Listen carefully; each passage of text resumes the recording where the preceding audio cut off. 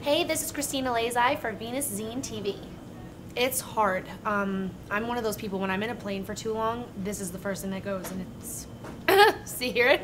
And it's horrible because I am a singer, so I have to not talk, which is really hard for me to do. And then just lots and lots of tea and trying to pace myself with everything and not trying to overdo it. And I like to work, so I like to get everything in, and I want to jam-pack the schedule, and I have to slowly take myself back. So this trip has been a little bit of a rough one for me, but exciting. So yes, actually, because I'm a dancer too, I have a very bad lower back. I just recently got into gyrotonics, which has been really good for my joints. Yeah, I'm a workout nut, so between rehearsals, gyro, I was in Pilates, but gyro's better for me, and the deep tissue massages, because I've been dancing since I'm 3, so my knees are bad, my back's bad. I'm really into architecture, so to come here, I mean, I live in Manhattan, so I love cities, so it's just another great place to come and visit, and just the way everything's set up. I mean, Manhattan, everything's like in a straight line, and the buildings, you know, they're all close to each other. And here, I don't know, it's that big city feel, but everything's still kind of spread apart.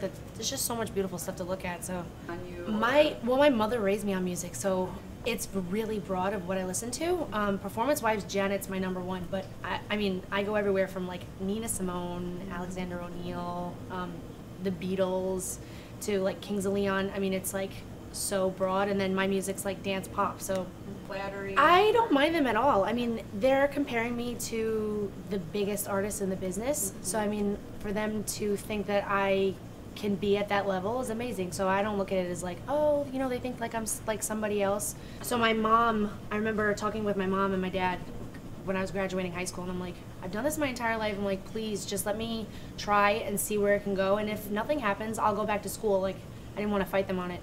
So my dad called up Nick and was like, Christine's being a little difficult with the whole school thing.